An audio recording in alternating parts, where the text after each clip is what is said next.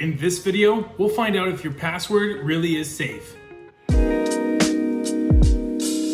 Hi, welcome to StudioSec. Thanks for watching. Be sure to hit a like if this content is useful to you. Comment down below with your password. Gotcha. Comment down below with any password advice you might have. And as always, be sure to subscribe for more content. I'll be posting videos every week.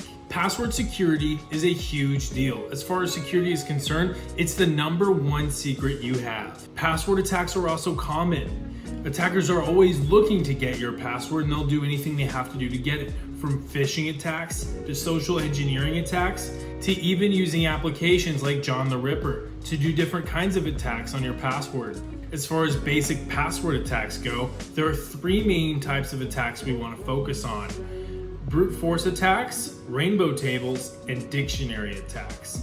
Brute force attacks happen whenever the attacker is trying to guess every single combination that could possibly exist within a specific length. These guesses are completely random. They are literally testing every single combination. So these attacks require some serious computing power. This attack will use the GPU, which allows for multi-threaded processing, meaning that the attacker is able to guess multiple guesses at the same time. These attacks generally also take a very long time. We're not talking about a matter of minutes or seconds, hopefully. We're talking about a matter of hours or days if they're lucky. If the password is long enough, then it's going to take years, and that makes a brute force attack unfeasible for the attacker. A rainbow table attack happens whenever the attacker has a hash of your password and they're trying to reproduce the same hash, which meaning using the same hashing function, they will have the plain text version of your password. Rainbow table attacks can generally be negated with the use of salts. The third and final type of password attack is a dictionary attack, and that's where the attacker is looking for your password among a list of, hundreds of thousands or millions of other known passwords. So we'll talk a bit more about that, but that can be pretty labor intensive because it literally has to compare line by line. But if your password is in that list, you're probably busted. Of course, all of these attacks have one common trait. They require computing power to happen. So our goal is to make it as infeasible as possible on the attacker to try to search for your password. This can be done primarily in 2 ways: complexity and length. We already mentioned that length is a great way to negate a brute force attack. Complexity also makes it challenging in a brute force attack because it adds the number of possible combinations that the attacker has to search through. It is incredibly important to have different passwords for every single website and application that you use.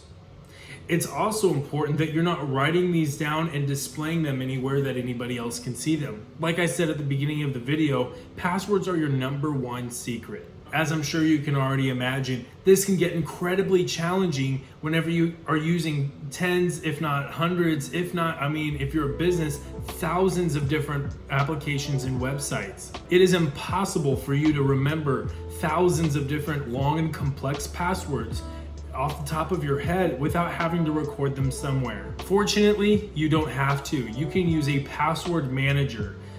Different types of password managers could be LastPass or OnePass, and there are links to both of those down in the description below.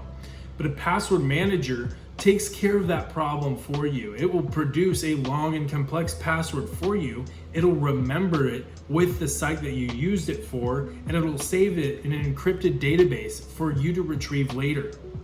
The only thing that you need to remember is your password for your password manager, which is called your master password.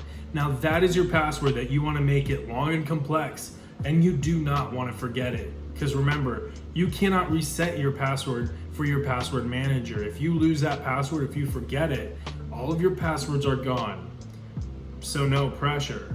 And obviously, do not share your password to your password manager. If you work in a business environment and you want to be able to share passwords in a domain, you can use certain password managers that allow for shared vaults. And that allows for you to have a personal vault where you keep your personal passwords, but there's also a shared vault where you're able to share passwords for mutually used accounts and websites. If you watched our last video on how to set up a home lab, you can actually test out if your password is secure.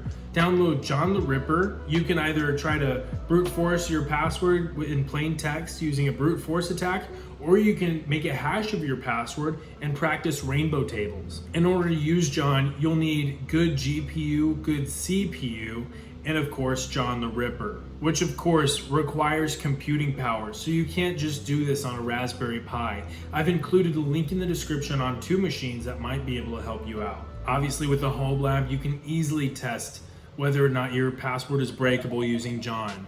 It may also help to find one of these dictionaries that attackers are using in dictionary attacks and finding if your password is in that dictionary somewhere. If it's in the dictionary, you should probably change it. Whenever you're using John, make sure to use it on the hypervisor as it has direct access to your computer's GPU. Remember that virtual machines do not have direct access to the GPU, and it's going to take them a long time as well. So having that good CPU and GPU allows you to execute this password attack on your own password in a testing environment very fine. With all of that said, is your password safe? Let me know in the comments down below if you tried this out in your home lab and how you enjoyed it, as well as any thoughts you might have.